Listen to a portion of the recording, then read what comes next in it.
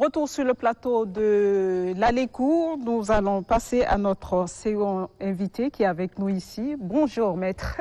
Bonjour. Bienvenue. Tout le plaisir est pour moi, merci. Ça fait plaisir de vous avoir sur ce plateau. On se sent en sécurité, comme je l'ai dit tantôt. Et surtout très tôt le matin. Très tôt le matin. Oui, c'est la meilleure façon de commencer une journée. Donc juridiquement, notre journée... Juridiquement. Juridiquement. On est couvert. Ouais. C'est ça, hein? Alors maître, avec vous, il c'est la question de circonstances aggravantes dans un dossier pénal. Qu'est-ce qu'on peut retenir de cela? Parce que souvent on dit que mais les juristes, ils ont un peu de termes un peu compliqués, c'est pas facile à comprendre. Des circonstances aggravantes dans un dossier pénal, c'est compliqué. Qu'est-ce qu'on peut retenir de cela? Il y a, dans un procès pénal, il y a en réalité la poursuite d'une infraction qui peut être un crime, un délit, un crime, par exemple un assassinat, si c'est un délit, par exemple un vol, qui est un délit dont la poursuite peut être engagée au devant des juridictions répressives. Et donc, les circonstances aggravantes sont en réalité des circonstances, des faits limitativement définis par la loi qui permettent la répression au-delà de la peine minimale prévue par les textes. Je vous donnerai, par exemple, que j'avais tout à l'heure énoncé l'infraction de vol, le délit de vol, une circonstance aggravante du vol qui est la soustraction frauduleuse des biens d'autrui. Le vol, c'est la soustraction frauduleuse, emporter le bien d'autrui sans son consentement, n'est-ce pas? Ouais. Maintenant, il y a une circonstance qui peut aggraver l'infraction de vol qui est le vol avec effraction. Si je viens forcer votre véhicule pour emporter des biens à l'intérieur, il y a non seulement le vol, mais il y a une circonstance qui aggrave le vol qui est l'effraction. Le fait de forcer votre porte pour entrer ou de casser votre vitre. Mais c'est le passage, non, quand même, pour aller voler. Oui, mais sans le consentement du propriétaire. Il y a deux cas, si je comprends. Il y a deux cas, ça veut dire le vol.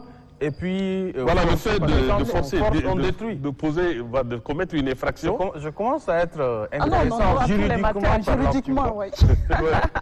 Oui, par exemple, le vol de nuit. Oui. La circonstance aggravante, le fait que le vol soit perpétré la nuit, est une circonstance qui vient aggraver le vol. Voilà, le vol. Pourquoi? Donc, parce que c'est la nuit? Parce que c'est la nuit. Ou le vol en réunion. Ouais, des gens qui s'entendent entre eux pour venir forcer votre maison et emporter vos biens.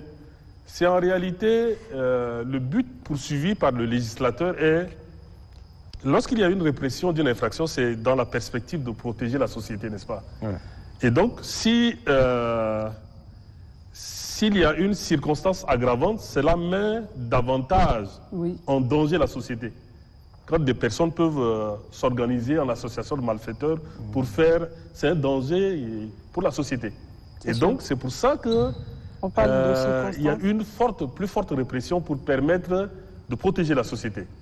Moi, j'ai du mal de fois à comprendre les juristes, en fait. Quand ils expliquent, j'ai l'impression qu'il y a un moment, il y a une période, il y a un temps pour voler. Parce que quand c'est la nuit, on te parle d'une circonstance aggravante, c'est ça? Oui. Et quand c'est en journée? Ça va? Il n'est pas grave. En journée, c'est un vol. S'il est venu, il a emporté ton portefeuille. Oui. C'est un vol simple. Simple, oui. Voilà. Mais s'il a forcé le portail pour entrer dans une propriété privée, qui est supposée privée, pour emporter un bien, il y a une circonstance qui vient aggraver le fait de vol qui est le fait d'entrer sans le consentement du propriétaire. D'accord. Oui. Bon. Tu as compris quelque chose? Je comprends, mais en fait, en tant que journaliste, je suis dans mon imaginaire, je suis un peu dans mon imagination.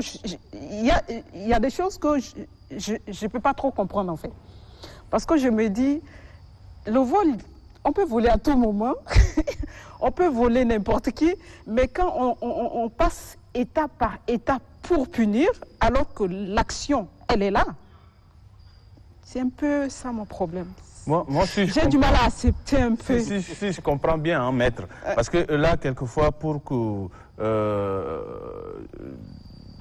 comment on appelle, hein, les juges puissent vraiment délibérer sans toutefois avoir des soucis. Il faut avoir des actes.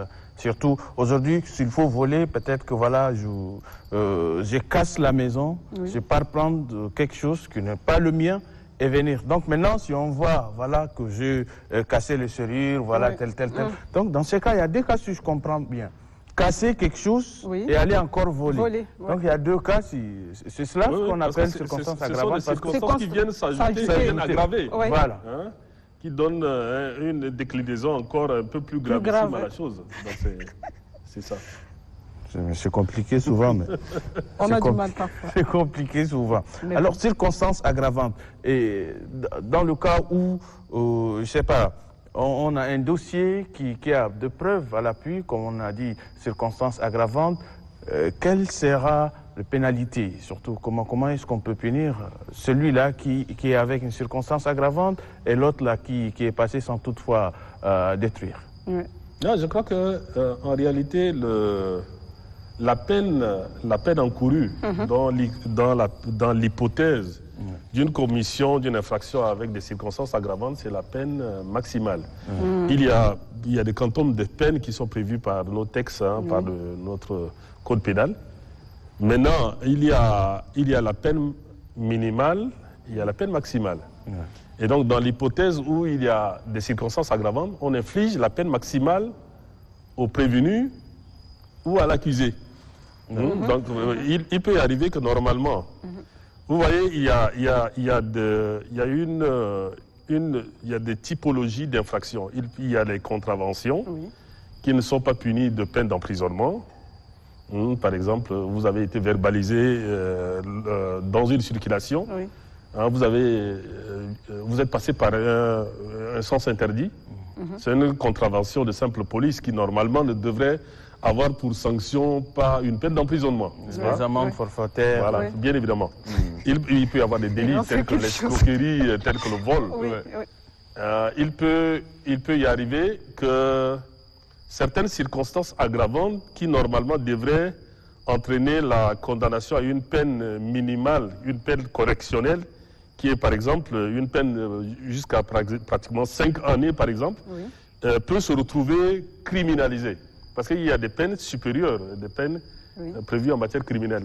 Par exemple, et regardez, quand quelqu'un commet un crime passionnel, c'est l'emploi, il prend en flagrant délit son épouse d'adultère ou son époux. Oui, pourquoi pas vous? Voilà. Pour ne pas que les sexistes bien sûr, ou féministes m'accusent ensuite. Donc, en réalité, dans l'élan de jalousie, il porte la main sur celui qui l'a cocufié et il emporte sa vie. Il y a... On parlerait ici d'un meurtre, n'est-ce pas? Un meurtre. Avec une peine, un quantum de peine qui est prévu, qui n'est pas, par exemple, criminel. Un certain quantum de peine. Mais si dans l'hypothèse où celui qui m'a cocufié, je le laisse partir, je lui tends un guet-apens, c'est-à-dire je lui tends un traquenard en route, avec des personnes, des comparses, des personnes qui s'associent à moi pour qu'on l'attende en route et pour attenter à sa vie. Il y a un élément qui est venu aggraver, qui est le fait de lui tendre un piège en route. Il y a eu une préméditation, c'est-à-dire quand j'ai commis le coup, le crime sur le champ, je n'ai pas trop réfléchi. Mais quand j'ai eu le temps de réfléchir, de préméditer et de mettre en place des actes préparatoires, cela vient en réalité me faire encourir une condamnation criminelle, une peine un peu plus lourde. Mais si la réaction, ça se fait sur le champ. Sur le champ, c'est une différence. On parle de meurtre, oui. De meurtre, mais de... Oui, parce qu'il y a une intention quand même, quand vous sortez un couteau ou une arme à feu, il y a une intention de donner la mort, n'est-ce pas? Mais il n'y a pas eu des actes préparatoires. Parce que c'est sur le champ, c'est arrivé. C'est vrai. On pourra tenir compte des circonstances atténuantes. Ça, c'est le rebours de tout cela, lié au fait qu'il y a eu une excuse de provocation. quand quelqu'un vient commettre l'adultère avec ton épouse, en réalité, dans ton fort intérieur, tu es blessé, c'est normal. Et donc, quand tu réagis sur le champ, peut-être que voilà, on peut dire que ça arrive, mais quand même, la peine ne doit pas être un peu, comme on l'a dit, hein, compliquée. Peut-être c'est là où on parle de crime passionnel. Il faut passer à des condamnations. Voilà, les sentiments qui apparaissent quelque part aussi. Oui, oui. C'est bien d'apprendre ces... On apprend chaque jour hein, avec la LECO, surtout avec le droit. Tu peux m'inviter à un jour. En la rubrique droits et devoirs, je peux répondre à toutes les questions. Nasreddine. Bravo en tout cas. Merci à Maître. Hein, vous faites l'émission parce que là, depuis le début, hein, on ne fait que venir des avocats. Ils viennent vraiment expliquer les termes juridiques un peu compliqués, hein, surtout pour celui qui n'a pas fait le droit. Oui. Merci beaucoup. Tout le plaisir est pour moi. Merci beaucoup, Maître. Merci. On dit également merci à notre invité du jour, qui est le coordinateur du tout numérique, mais aussi le président de l'incubateur Tchad Innovation, M. Hamid Trayar Oumar Defalla. Merci pour tout ce que vous faites dans le domaine du numérique. Merci. Surtout pour la jeunesse. Invitation. On vous fait surtout un bon vent. Merci de mettre en lumière ce qu'on fait. Merci bien. Merci.